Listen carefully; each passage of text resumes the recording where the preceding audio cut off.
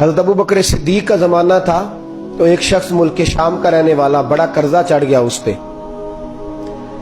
تو وہ حضرت ابو بکر صدیق کے پاس آیا، کہنے لگا آپ امیر بھی ہیں اور امیر بھی ہیں، دونوں باتیں، ایک امیر یہ ہے کہ مسلمانوں کے سربراہ ہیں، اور دوسرا اللہ نے آپ کو مال و دولت بھی عطا فرمایا ہے، تو میرے اوپر قرضہ چڑھ گیا تو مہربانی فرمائے۔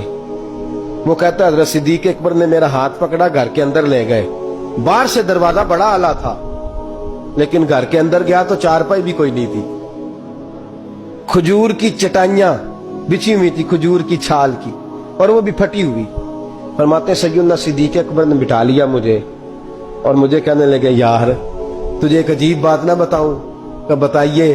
فرمانے لگے 3 دن ہو گئے میں نے اناج کا دانہ بھی نہیں کھایا، کھجور کے اوپر گزارا کر لیتا ہوں، میں آج کل حالات میرے ٹھیک نہیں ہیں۔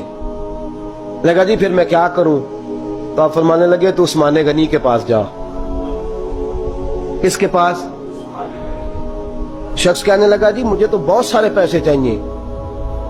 تو آپ نے فرمایا تیری سوچ وہاں ختم ہوتی ہے جہاں سے عثمان کی سخاوت شروع ہوتی ہے، تیری سوچ وہاں تو جو سوچتا ہے نا اتنے ملیں گے، تیری ختم ہوتی ہے سوچ جہاں سے عثمان کی سخاوت شروع ہوتی ہے، تو جا۔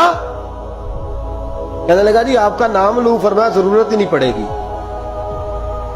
جی میں ذکر کروں گا کہ مجھے امیر المومنین نے بھیجا ہے۔ فرمایا ضرورت ہے، صرف اتنا تو جا کے بتانا کہ میں مقروض ہوں اور رسول اللہ کا نوکر ہوں صلی اللہ علیہ، اتنا بتانا کہ مسلمان ہوں، مصطفیٰ کا غلام، بس، اور کسی اضافے کی ضرورت۔ کہا جی وہ دلیل مانگیں گے؟ فرمایا عثمان خیرات کرتے تفتیشیں نہیں کرتا، عثمان اللہ کی راہ میں دیتے ہوئے تفتیشیں 10 روپے دینا اور 100 بات سنانا فقیر کو، تک تو نہیں نا، 10 روپے اور 100 قسم کے تانے نہ دے تو میاں چشم پوشی کر جا، تجھے کس نے اجازت دیا ٹٹولنے کی، پھولنے کی اور کرودنے کی؟ یہ حال اگر تیرے ساتھ کیا جائے، رب اگر تجھے ٹٹول کے دے تو تیرا کیا بنے؟ رب کریم اگر تجھے ٹٹول کے دے کہ پہلے بتا نمازیں کتنی پڑھی ہیں، سویرے اٹھتا ہے کہ نہیں، تو تیرا کیا حال ہوگا؟ تو ٹٹولتا پھرتا ہے 10 روپے دینے کے لیے۔ حضرت عثمان غنی کی عادت نہیں، وہ شخص کہتا ہے میں چلا گیا، پوچھتا پچھاتا دروازے پہ پہنچا، دروازے پہ دستک دی تو حضرت عثمان غنی کے اندر سے بولنے کی آواز ہے، اپنے بچوں کو ڈانٹ رہے ہیں، کہتے ہیں یار تم لوگ شہد کے اندر، دودھ کے اندر شہد ملا کے پیتے ہو، خرچہ تھوڑا کم کرو، اتنا خرچہ تم نے بڑھا دیا ہے، تم دودھ کے اندر دودھ بھی میٹھا شہد بھی میٹھا، ایک چیز کھا لو، کو بیمار ہو 2 چیزیں استعمال کرتے ہو۔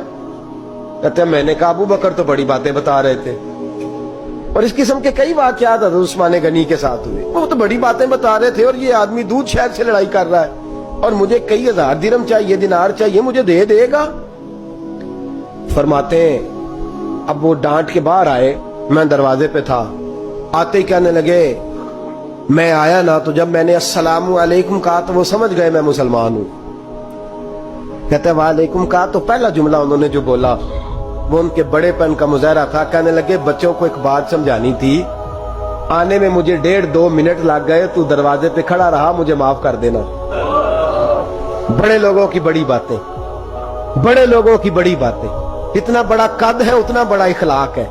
کہنے لگے تجھے ایک بات بچوں سے کرنے لگ گیا تھا، تجھے انتظار کرنا پڑا، ذرا درگزر کرنا۔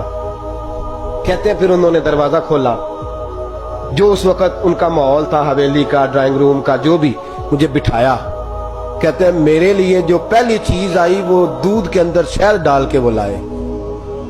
کہتے ہیں میرے دل میں خیال آیا گھر میں جھگڑا کر رہے تھے، مجھے پلایا، اس کے بعد کھجوروں کا حلوہ آ گیا۔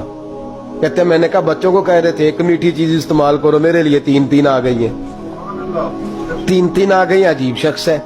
کہتے ہیں میں لیکن ابھی میرا تصور جمع نہیں، میں نے کہا اتنا تگڑا نہیں جتنا حضرت ابو بکر نے بتایا ہے۔ کہتے ہیں کھلا پلا کے نا پھر پوچھنے لگے کیسے آئے ہو، کیسے آئے ہو؟ تو کہتے ہیں میں نے کہا کہ جناب میں مجبور ہوں، آج بہت سارے لوگ ہیں نا جن کے پاس کسی کی بات سننے کا ٹائم ہی نہیں، کہتے ہیں موٹی موٹی بات کریں، آخری۔